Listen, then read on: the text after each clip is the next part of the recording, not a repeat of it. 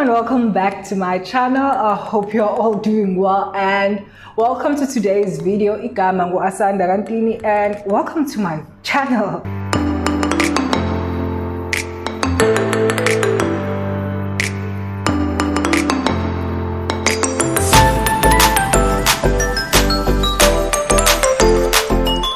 I think I've said welcome too many times. Anyways, so today it is 169 days since I moved into my own apartment, and it has been over 6 months since. It's a little short of 6 months living alone, but it's been over 6 months living in Durban. What has it been like, and things that I've learned living alone, and mistakes that I wouldn't want you to make if you are going to be living alone. Okay, first things first, logistics. I live in Durban. Can't be specific as to whereabouts in Durban, but in the metropolitan, of eThekwini municipality is where I live, just outside the city, because I didn't want to live in the city. So I'll start with looking and finding a place in Durban. Tedious. When I mean tedious, I mean it. I have my time lapse on here. Let me switch it off. When I mean tedious, oh, there's also a fan in the background because it's quite hot. Or I'm feeling hot. I've just been feeling hot these days. I think I'm sick. Anyways, back to the video. Finding an apartment in Durban was such a tedious process. I started looking for a place here. I got here, I got a job in August and was to start, I think on the 29th of August, very awkward day to start. Don't know why I didn't start on the 1st, but I chose to start on the 29th because my 2 weeks notice ended then. So I started on the 29th. When I got my offer for a job, I started looking online to find apartments. And first things first, I didn't want to just take an apartment in ngakaiboni first salary yami, though I knew the salary, but I wanted to see my dummy pay slip first. So I asked for my dummy pay slip. They sent me, and then so it was easy for me to look before seeing my salary, because I actually moved into the apartment before even getting my first salary. Okay, that's out of the mind. First things first, looking for an apartment here in Durban, you must be able to. So one of the things that many agents told me is that your gross should be 3 times the apartment that you are looking for, even if you can afford it. Because here's the thing, I just started working. I don't own a car. I'm in the what's this called, startup salary. What is it called? Not startup, but just starting. I don't know, entry level. Yes, that's the word, entry level salary. Can easily afford an apartment for 7,000. But I cannot get an apartment for 7,000 because my overall salary is not 3 times 7,000. I'm really exposing my salary here. Anyways, yeah. So they look at your gross and they say, if you do not earn this amount, you're not going to get an apartment in that way. So that was strike number 1. So then it narrowed my pool very much. Second thing, I didn't want to live in an apartment that's filled with students. I've lived in areas with students for 5 years. There were mature students because I was living in a postgrad residence since first year, so that was fine. But I knew I didn't want to live in a place that has students. That was my other thing. And most of the apartments that were in my affordability range had students in them, and they were, again, so that was strike number 2. I didn't want an apartment with students or young people, as a matter of fact. I wanted somewhere quiet. I wanted somewhere way out, because it's not a busy place. It would mean it's more secure, and that's my thinking, that's my analogy. excuse my nails, I'm removing them this weekend. It's the 4th week. Anyways, this coming weekend, not this weekend. Third thing, I didn't want to live in the CBD. My thing was, I lived in the CBD for 1 month, first year, 1 month only. I was like, I'm not cut out for because of a taxi, not cut out to, there's always something happening in town.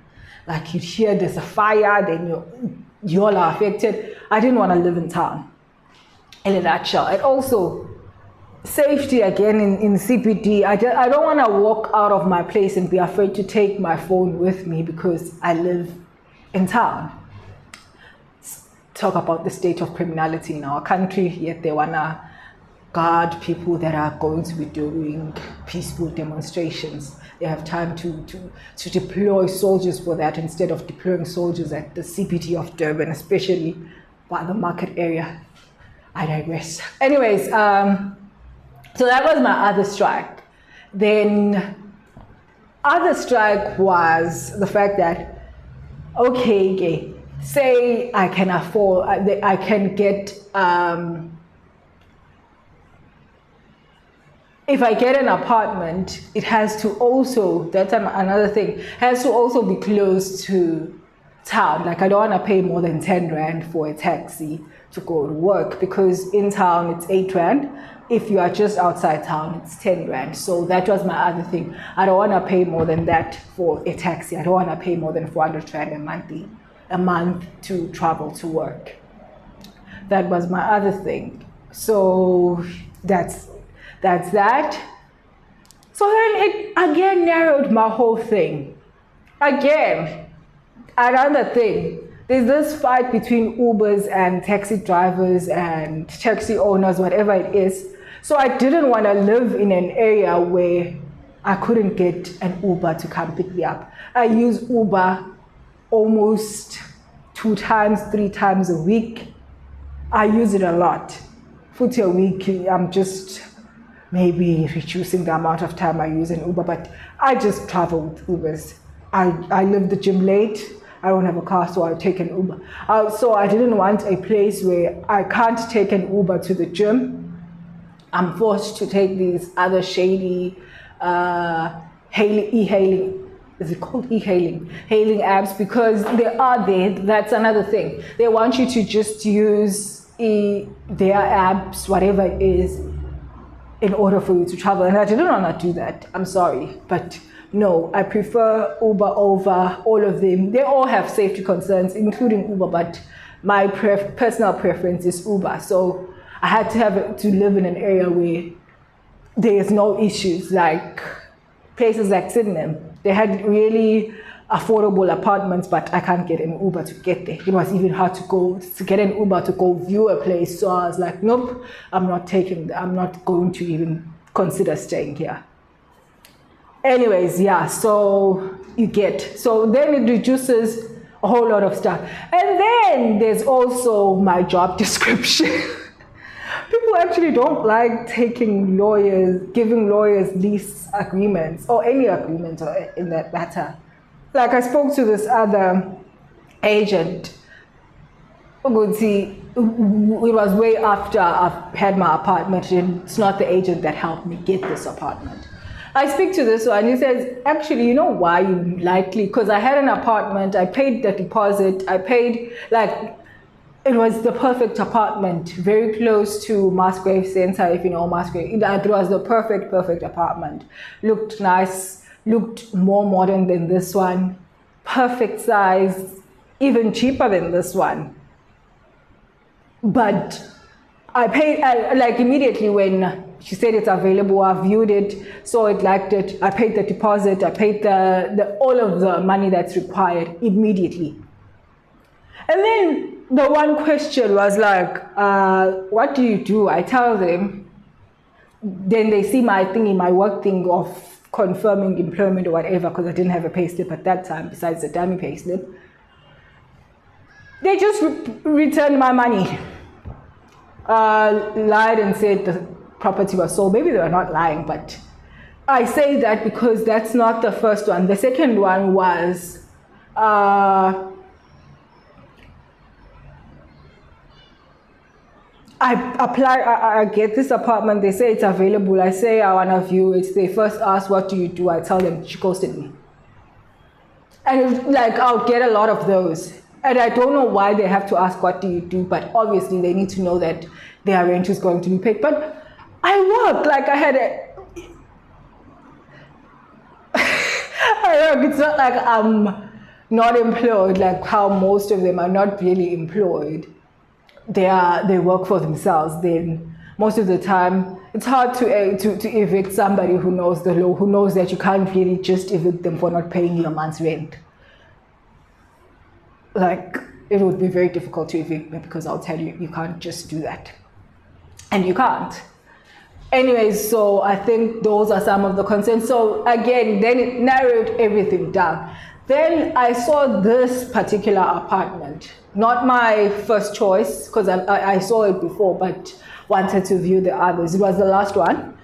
I saw it, and I messaged the agent. Then the agent was like, actually, the owner of the apartments wants to actually see the person that is a potential, meet them. You're going to view the apartment with the owner, basically, instead of the agent. So it was perfect that way. I met the owner, really nice guy, old guy. Met the former tenant, saw the apartment, and was like, I'm going to think about it. Then I thought about it, to think about it. Like, I was like, I'm going to think about it. It was already 2 weeks left before the time that I wanted to move to my own place, because I was staying with mom at that time in Mhlanga. But it was nice, but it's such a long commute. She was fine with me living there until like Jan, but I wanted to move out immediately so that I don't get used to living with her kakhulu and forgetting that I must look for a place.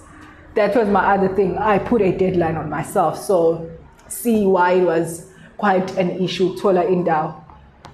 So with all of that said, what else happened? I'm trying to think. So then I took the apartment 2 weeks before the actual move in. I paid the deposit, I paid the 1 month's rent, all of the things involved paid, signed the lease. It was my place. I was going to move in on the 1st of October 2022. So I moved in, perfect. And one of the things that I've learned in my time getting a place, number one, when choosing a place, choose a place that's suitable for you. Don't choose a place based on, this is what people do, this is how people live. Like, I could have easily taken a place that was too expensive, could have easily asked my mom to be to sign security for me and say that should anything happen, and she was willing to do that. Should anything happen, she won't be liable, but then to show who I can afford to pay a more expensive apartment. So don't do that. And again, to pay, also choose, when choosing an apartment, it depends on the kind of person that you are. I wanted a quiet, comfortable, safe, secure place because I live in my apartment. Like, I've only left this weekend, today is Sunday, to just go get bread and to take out the trash. What else did I do? That's it, the whole weekend. So I cannot not live in a place that's comfortable for me, that's safe, that's secure. You get. So yeah, and then again, you don't need a big space. I live in a bachelor, by the way. And living in a bachelor means I don't have to buy a lot of things. I'm comfortable with just having the bed, sitting area, and that's it. I'm comfortable with that.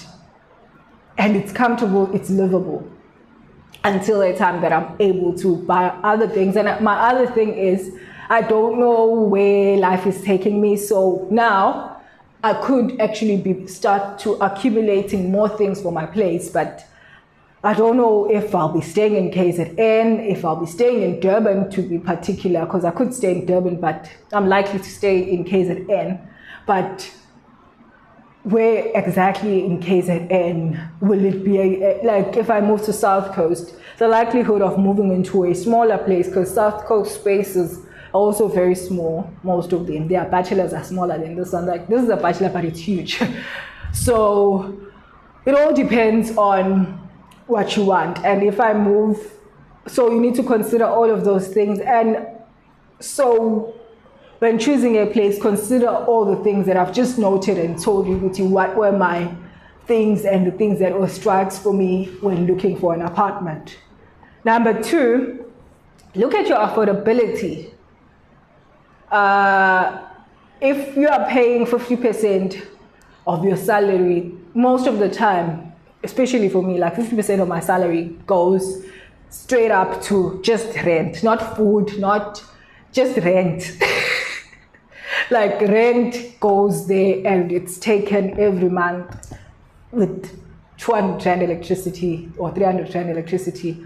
Depends on what I want to put, but I can easily live with 200 rand. It's just that I don't like seeing gas in my card, so I'm just anxious that way, so try to find things that could easily make me anxious, like I don't want to see that, so I put more than I need.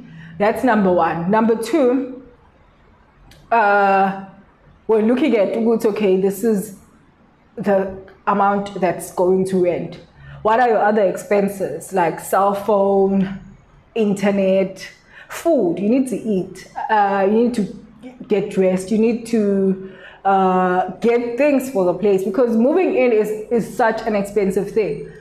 So I paid the rent and I was assisted at home for my first month's deposit and my rent.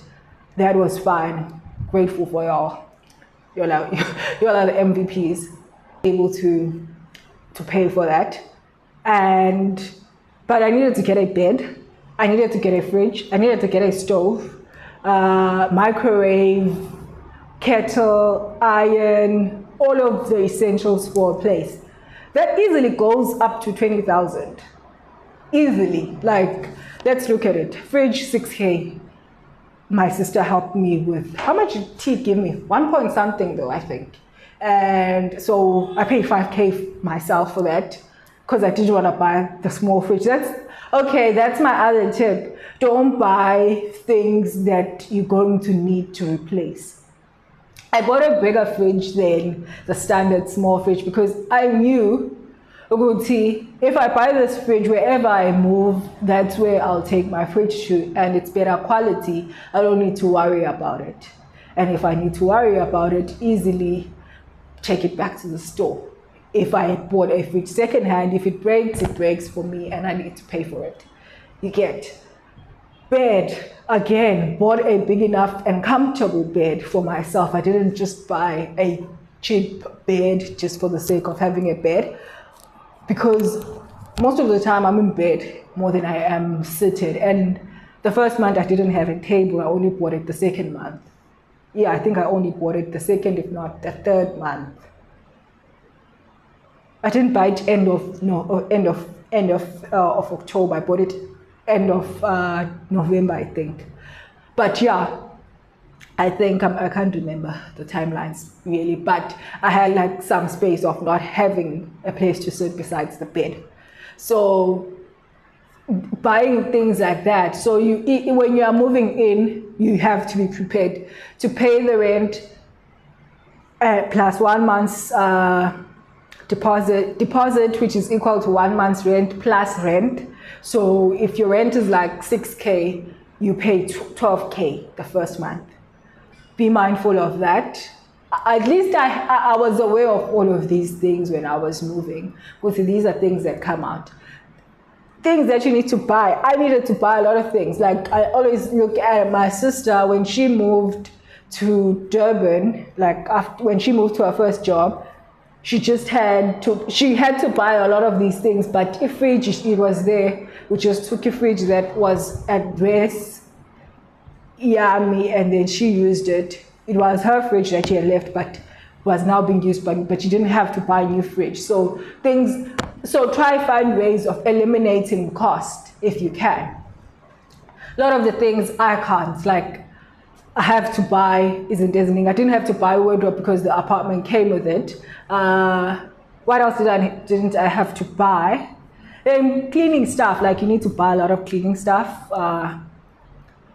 You need to buy bedding. Like when I was buying bedding as well, I said I don't want to buy the cheapest I can find because I don't want to have to want to buy a new one anytime soon. I haven't bought new bedding in 6 months because I bought 2 good quality beddings that were a bit more expensive than the normal 100 and something bedding, but I was fine with that. So yeah, and then also appliances that you buy. If you're going to buy a kettle, at least you can use a kettle 100 rand if you shall away. But I don't suggest buying a ayina 100 rand, especially if umuntu ayinayo like myself. So when buying, look at all of those things. My microwave was a gift. So yes, all of those things. Look at those things and look at how you'd eliminate them. And also look at places to buy cheap stuff, like the things that you can do with having a cheap one, like umgomo, umshanelo. So I went to Mgeni Park for that. So yeah. Those are things that you need to look out for. This video is becoming incredibly long. And what else do you look for? And what other thing do I need to tell you about moving to Durban? So look out of all the things that I've said as red flags. Those are tips and things to narrow down what you buy. If you are going to be moving like to the outer skirts of Durban, but working in Durban, be mindful of there is traffic. When I say the commute was long from Mhlanga to here is 10 minutes drive, guys. On a normal circumstance, because I sometimes just go into the gym that side on weekends if I want to just be away. It's 10 minutes. But when we were going to work on Sundays, not on Sundays, what am I saying? When we were going to work, we had to leave latest 7:10. In order for us to get to the office at 8, a 10-minute commute could easily be 40 minutes, 50 minutes because of the amount of traffic that's going into Durban. So if, again, you're coming maybe from Hillcrest to Durban, be mindful of that, especially Hillcrest. N3 is wild. So those are things that you need to know, because apartments in Hillcrest, they are nicer, they are newer, and they are even cheaper, because here in Durban, here on this side, I really think I really think that's what we pay for. The views are nice, but things are not mathing. Because even apartments in Joburg, because I was even looking at how expensive is living in Joburg. Joburg has really nice apartments that are way cheaper than here, more modern, but look like everyone's apartment, which is just weird to me. But anyways, yes. So when you are choosing an apartment, when you are moving, be mindful of how things are set up. Like if you are going to be commuting using public transport, check if public transport is accessible there. Yes, Uber is accessible everywhere, but can you be able to get it to where you live? See, I've spoken too much. And I just wanted to say we are well into 6 months this month of living alone. I'm loving it. I'm unlikely to ever go back to living at home. I hope I don't have to. And just because I like my freedom, I like my ability to live alone, be comfortable, so I don't have to move back home, or whether it's home with mom here in Durban, whether it's home with my family, my other mom in Mtralume, or it's home with my dad's side of the family. I hope I don't have to ever do that again, because I now love the person that I've become. Free, come back home, you don't speak to anyone for like 24 hours, it's fine. I speak to myself and I watch a lot of YouTube. So yes, with that said, thank you very much for watching this video. If you get here, you really are an OG. This was long. this was really long. Hope you guys enjoyed. I will see you on my next video. Goodbye.